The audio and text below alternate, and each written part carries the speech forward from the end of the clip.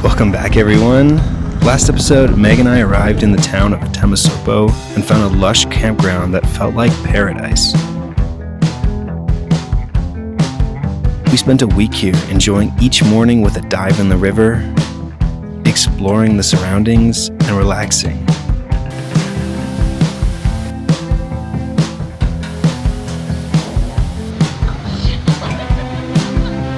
And of course, getting lots of work done.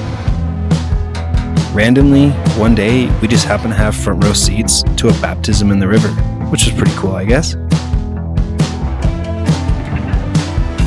We made good friends with the campground cat, which we nicknamed Sunny, and he spent quite a bit of time with us, even spent a few nights in the bus with us.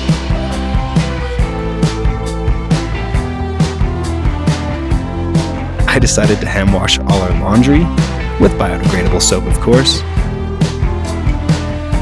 Meg soaked up the sun in the hammock, and I prepared the barbecue for some arrachera.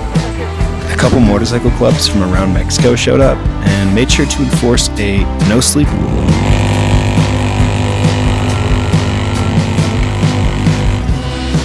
Meg helped me extract some culprits responsible for my never-ending flat tire. We explored the town center and stocked up on some groceries.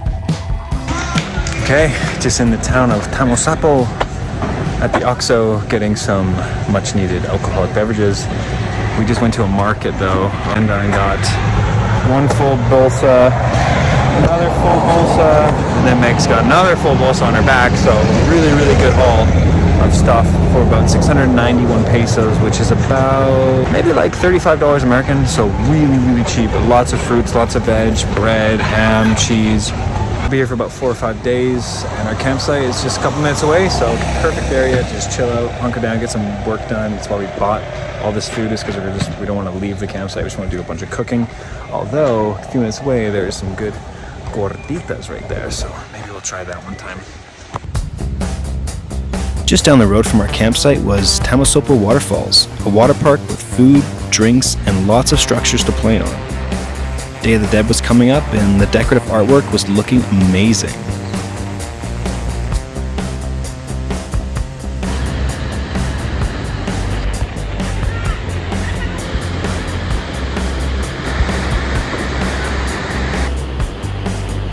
Meg and I spent the day testing our balance and coordination.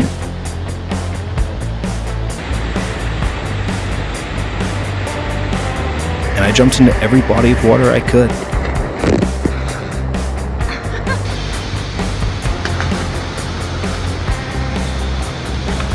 And Meg decided to mount this horse made out of a tire?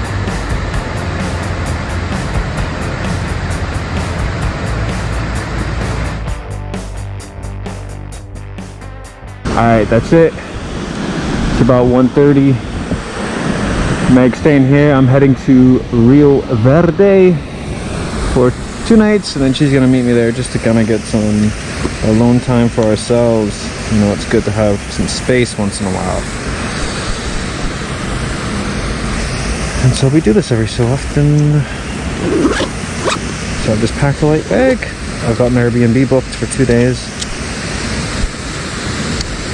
And I'm good to go. Probably check that tire one last time, hey?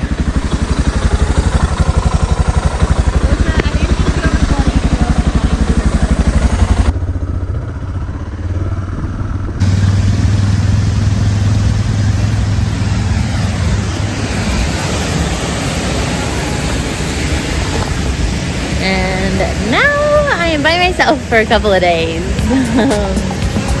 If you ever find yourself riding or driving through Mexico and see these red lines, I'm not 100% sure its purpose, but I have deduced that it's essentially a safe zone. If you stay within the red line, in theory, you should be able to avoid the big trucks or pedestrian vehicles that are on the wrong side of the road overtaking on blind corners. But it's just a theory, of course. I arrived to my Airbnb in Rio Verde and spent 2 days by myself before meeting back up with Meg. Okay.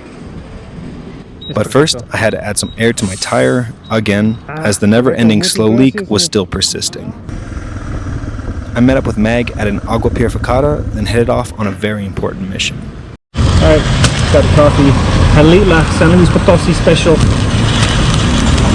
We like to get coffee beans, but we haven't been able to find them recently. So ground coffee it is. I then headed 15 minutes down a dirt road to once again meet up with Meg at a campsite only 5 minutes from Media Luna, which was our main reason for visiting Rio Verde. So I just got to the campsite with a massive field, a bit of a swimming pool, lots of palm trees around, very friendly dog, and then I've just seen swimming here, little froggy.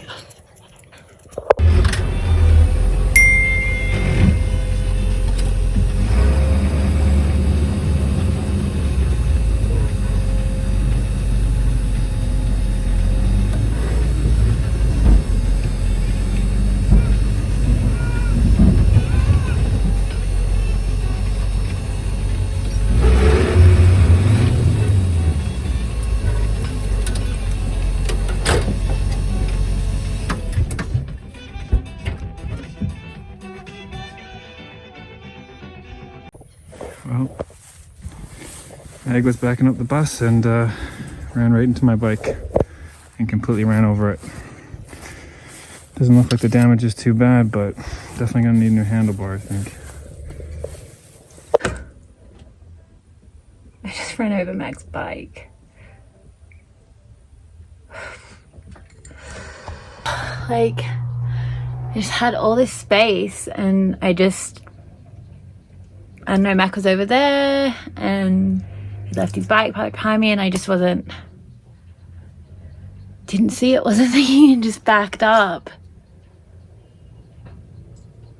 Yeah, so handlebars all bent and need to figure that out.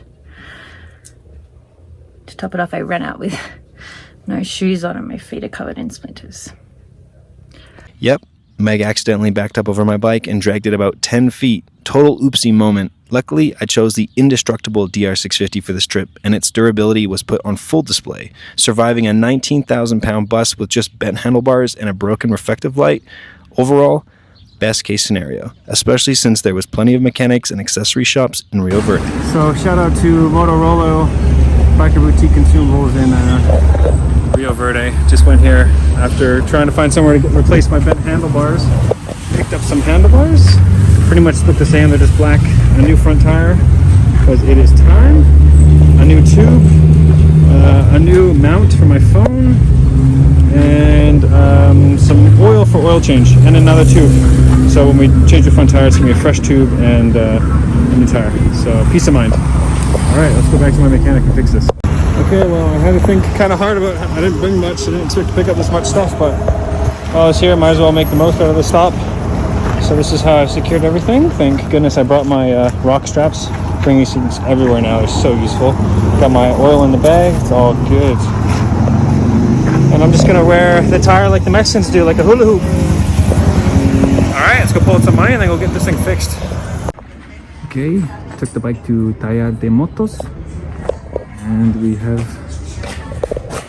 Y disculpa, ¿cómo te llamas otra vez? Gerardo. Gerardo. Gerardo, okay. Gerardo, fixing the moto. Gracias. Well, there's the damage. How bent the handlebar got, wow.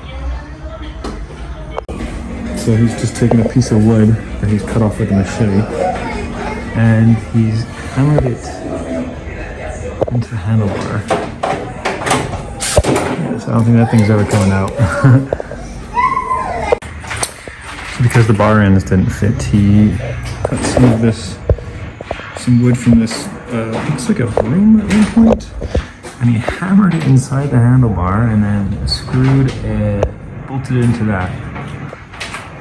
And he's gonna do the same thing for the other side, which he's already done. And then screw in the bark busters into that. Well, it was a long day, but I was able to get the bike sorted by nightfall and everything worked out in the end.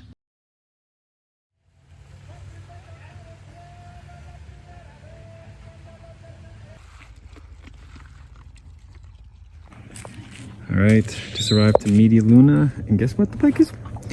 All back together. Everything's good. New bars, even got a new mount. and did a fresh oil change today. So yeah, we're looking good. Everything's looking good.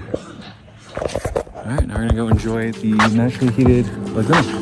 Media Luna is a naturally heated lagoon located in Rio Verde, known for its crystal clear, warm waters year-round. It's also a popular site for scuba diving and snorkeling. We spent the day enjoying the sun, indulged in a dockside picnic with some micheladas and chilaquiles, before making our way back to camp just in time for sunset. But first, we quickly stopped back at Motorola and picked up Meg her first official motorcycle helmet. My helmet! Out with the old ski helmet, the legendary helmet. In with the new, so you got a better helmet than me now. Yeah, check it. A modular helmet, very cool.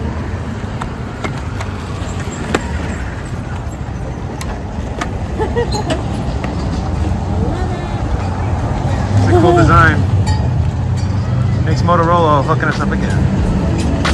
It was long overdue, and we were planning to take a trip to Aguas Calientes the next day for Day of the Dead, which is where the next video will pick up.